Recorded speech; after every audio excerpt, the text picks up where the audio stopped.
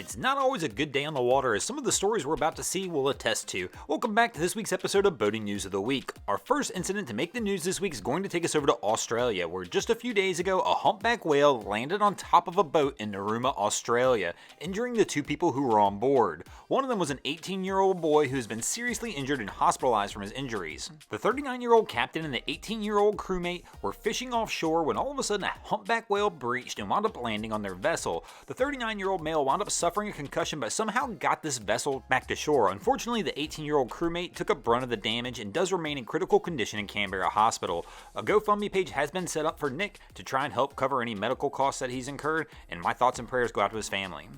Our next incident to make the boating news this week is going to take us over to Spain, where just this past week, leg 2 of the Ocean Race Europe was occurring, when all of a sudden the 11th hour racing team, as seen here, wound up catching one of their foils in the anchor line of a spectator vessel. The incident occurred 2 miles after the scheduled start of the race. The team caught the anchor line of a small spectator vessel with their port foil. There were no injuries reported on board of either vessel, though the team did immediately send a rib alongside the spectator vessel to make sure everyone was okay and assist it back into port. The 11th hour racing team also had to return to port, where the damaged foil was removed from the vessel and a foil plate was inserted in its place. The team was eventually able to get the vessel back out on the water, but by the time they did, they were 75 miles behind the leaders of the pack and faced an uphill battle.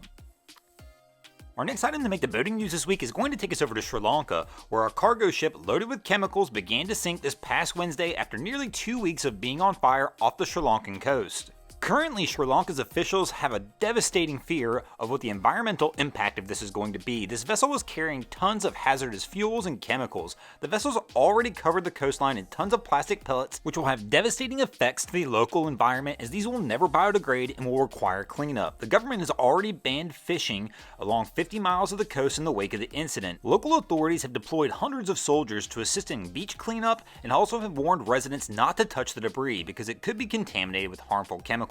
This really is just the beginning for this event as this ship continues to sink. We likely will see an oil spill from this, and this likely will go down as one of Sri Lanka's worst environmental disasters ever. Cleanup on this incident will likely take years. And I'm not even really sure if full cleanup is possible. Imagine trying to track down millions of tiny plastic pellets in the ocean.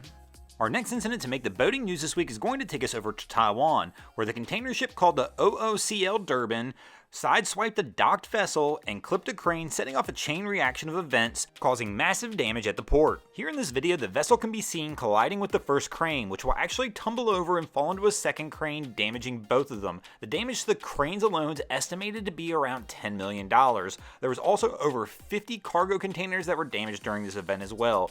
Fortunately, only one injury was reported, and that was the crane operator himself, who had several cuts along his arms and feet and is being treated at a local hospital but is expected to have a full recovery. 2 other workers became entrapped in the mess that was left behind here, but fortunately they were able to be pulled out of the rubble with no injuries. The cause of this incident is still currently under investigation, but the local port officials claimed that the container ship appeared to be approaching the dock too close to the container crane, prompting the port officials to actually issue repeated warnings over the radio, but unfortunately nobody on board the ship responded prior to the crash. This really is a crazy scene to watch. All of this happened so fast. It's unbelievable to me that everybody was able to get out of the way and we only had the one minor injury. This really is a very fortunate situation. That could have been a lot worse.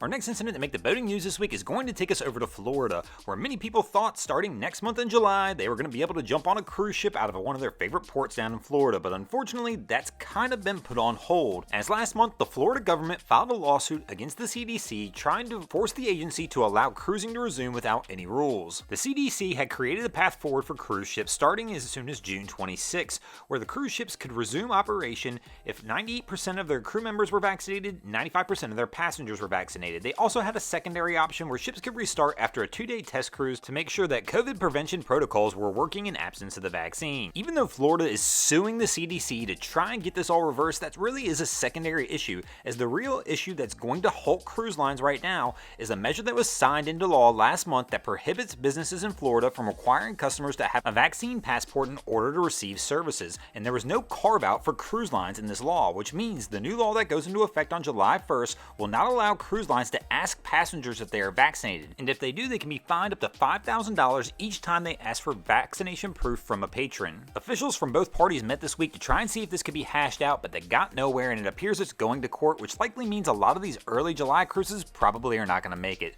Thanks for watching. I hope you guys enjoyed this week's episode of Boating News of the Week. If you ever see anything crazy happening on your waterways, be sure to hit me up on Facebook or Instagram and let me know, and you might see your stories over here. Just like John Booth, Matthew Terry, and Rohan Fotheringham did this week. And if you haven't already, go ahead and drop an anchor on the subscribe button here.